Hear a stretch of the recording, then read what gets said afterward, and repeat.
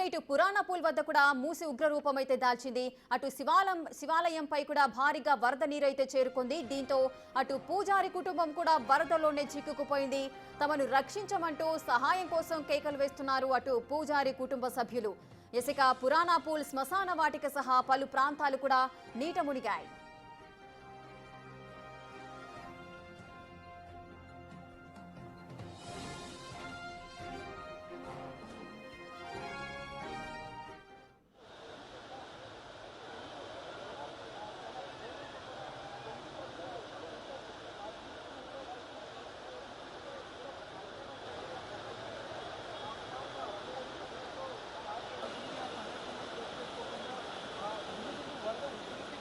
ఇసుక మరోవైపు పురాణపూల్ శివాలయం ఘాట్ వద్ద ఆలయంలో 4 వ్యక్తులైతే చిక్కుకున్నారు. తమను రక్షించాలంటూ కేకలు పెడుతున్నారు. దీంతో అక్కడకు హైడ్రా సిబ్బంది చేరుకుంది. వారిని రక్షించేందుకైతే ప్రయత్నిస్తున్నారు. ఇక వరద ఎక్కువగా ఉండటంతో రెస్క్యూ ఆపరేషన్ కైతే ఆటంకం కలుగుతోంది. ఆలయంలో చిక్కుకున్న వారిని మహేందర్, రాజు, ఆకాష్, జగ్గుభాయిగా అయితే గుర్తించారు. ప్రజెంట్ అక్కడ సిచ్యువేషన్ ఏ విధంగా ఉంది, రెస్క్యూ ఆపరేషన్స్ ఏ విధంగా జరుగుతున్నాయో పురాణపూల్ దగ్గర నుంచి మా ప్రతినిధి అనిల్ లైవ్ లో సిద్ధంగా ఉన్నారు. అనిల్, అక్కడ రెస్క్యూ ఏ విధంగా జరుగుతోంది, పూర్తి అప్డేట్స్ ఏంటి? ఎస్ రేఖ, మూసి ఉగ్రరూపం దాల్చిందని చెప్పాలి. మూసి ఉధృతి పెరగడంతో పరివాహక ప్రాంతాలన్నీ కూడా నీట మునిగాయని చెప్పాలి. ప్రస్తుతం పురాణపూల్ వద్ద ఉన్నటువంటి బ్రిడ్జ్ వద్ద ఏదైతే శివాలయం టెంపుల్ ఉందో ఆ శివాలయం టెంపుల్లోకి కూడా వరద నీరు చేరిందని చెప్పాలి. నిన్న రాత్రి నుంచి కూడా అంటే ముఖ్యంగా ఈ జలాశయాలన్నీ కూడా నీట కుండలాగా మారడంతో దీనికి సంబంధించి మొత్తం కూడా వరద నీరు అంతా చేరడంతో గేట్లు ఎత్తేసారు. గేట్లు ఎత్తేసిన తర్వాత నుంచి కూడా చుట్టూ పరివాహక ప్రాంతాలన్నీ కూడా మూసి పరివాహక ప్రాంతాలన్నీ కూడా నీట మునిగాయని చెప్పాలి. ముఖ్యంగా ఈ పురాణపూల్ బ్రిడ్జ్ వద్ద ఉన్నటువంటి ఈ శివాలయం టెంపుల్లో కూడా వరద నీరు చేరింది. వరద నీరు ఒకసారిగా చేరడంతో అక్కడే ఉన్నటువంటి పూజారులు, అదేవిధంగా మరో 2 మొత్తం 4 ఇందులో చిక్కుకుపోయారు. అందులో 2 పూజారులు కాగా అదేవిధంగా మరో 2 కూడా ఇందులో ఉన్నట్టుగా కూడా తెలుస్తుంది. అయితే వీళ్ళకి సంబంధించి ఈ వరద ఉధృతి అనేది ఒకటేసారి ప్రవాహం పెరగడంతో చిక్కుకుపోయినట్టుగా కూడా తెలుస్తుంది.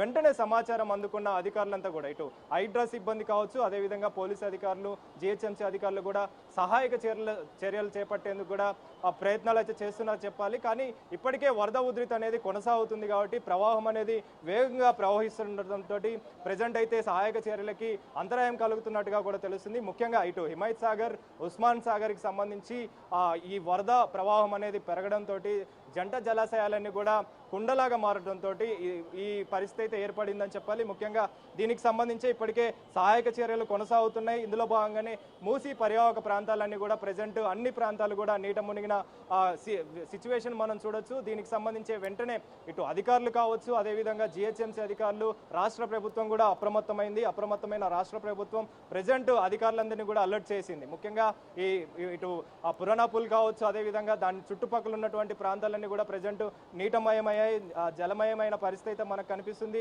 పురాణపూల్ శివాలయ ఘాట్ వద్ద కూడా ప్రజెంట్ ఇదే పరిస్థితి కనిపిస్తుంది. కాబట్టి వాళ్ళ 4 రెస్క్యూ చేసేందుకు అయితే ప్రయత్నాలు కొనసాగుతున్నాయి. ఇప్పటికే డిఆర్ఎఫ్ సిబ్బంది ఘటన స్థలానికి చేరుకున్నారు. ఘటన స్థలానికి చేరుకొని ప్రజెంట్ వాటికి సంబంధించిన సిచ్యువేషన్ అయితే గమనిస్తున్నారు.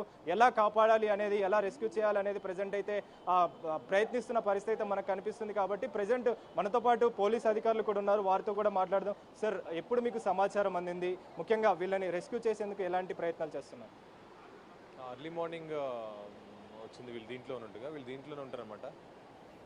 నిన్న ఫ్లడ్స్ స్టార్ట్ అయ్యే ముందు వీళ్ళు గుడి క్లీన్ చేయడానికి వెళ్ళారు. సడన్గా ఎవరు చెప్పకుండా లోపలికి వెళ్ళారు. తర్వాత అక్కడ వాళ్ళకి ఆల్రెడీ దాంట్లోనే లోపల ఇల్లు, రూమ్ అంతా ఉంటుంది అనమాట. సో ఒక పూజారి, తర్వాత దాంట్లో పనిచేసేవాళ్ళు, తర్వాత ఒక భక్తుడు అనమాట. ఈ ఒకసారి ఫ్లడ్స్ పెరిగిన తర్వాత వాళ్ళు చూసుకునే లోపు ఫ్లడ్ మెల్లమెల్లగా పెరుగుతూ ఉందన్నమాట. పెరిగే టైంలో వీళ్ళు దాంట్లో చిక్కుపోయారు. ఇప్పుడు మన హైడ్రా టీము, తర్వాత జిఎస్ఎంసీ టీమ్స్ అంతా అవైలబుల్ ఉన్నారు. తర్వాత 4 days సరిపడా రేషన్ కూడా వాళ్ళకి అందుబాటులో ఉంది. ఇబ్బంది లేదు. మెడిసిన్ కూడా మేము తెచ్చుకోవడం రెడీ చేసుకున్నాం. అంటే ఇలాంటి పరిస్థితి ఇప్పటివరకు ఎప్పుడైనా జరిగిందా? ఇదే మొదటిసారి జరగడమా ఎట్లా? ఇంతకుముందు కూడా వచ్చినాయి కానీ ఫ్లడ్స్ ఇట్లా చిక్కుకుపోయిన సందర్భాలు ఏమి లేవు. ఇప్పుడు ప్రస్తుతానికి వాళ్ళు ఇంతకుముందు కూడా మేము ఇట్లా ఉన్నాం సార్ వర్షాలు వచ్చినప్పుడు అని చెప్పేసి అన్నారు వాళ్ళతో ఫోన్లో కాంటాక్ట్ చేసినప్పుడు. కాకపోతే వేరే ఇబ్బంది అయితే వాళ్ళకేం లేదు. ఇప్పుడు మరి వాళ్ళతో కమ్యూనికేట్ అవుతున్నారా? వాళ్ళకి సంబంధించి ఏ విధమైన సమాచారం అందుకుంటున్నారు? వాళ్ళతో కమ్యూనికేషన్లో ఉన్నాం, వాళ్ళతో మాట్లాడుతున్నాం రెగ్యులర్గా. మార్నింగ్ నుంచి ఇప్పటివరకు ఒక 6 times మాట్లాడాము. ఇబ్బంది ఏం లేదు వాళ్ళకి సరిపడా రేషన్ ఉంది. వాళ్ళకి లోపల సేఫ్ కండిషన్లో ఉన్నారు వాళ్ళు. ప్రస్తుతం రెస్క్యూ ఆపరేషన్ ఏ విధంగా కొనసాగుతుంది, దీనికి సంబంధించి ఎలాంటి ఏర్పాట్లు చేస్తున్నారు? హైడ్రా టీం ఉంది, రెస్క్యూ ఆపరేషన్ సంబంధించి ప్లాన్ చేసుకుంటాము ఎట్లా చేయాలి అనేది. కొన్ని ఆ ప్లాన్ సంబంధించి రెడీ చేసుకుంటాం మేము, ఆ ఎక్విప్మెంట్స్ ఇవన్నీ.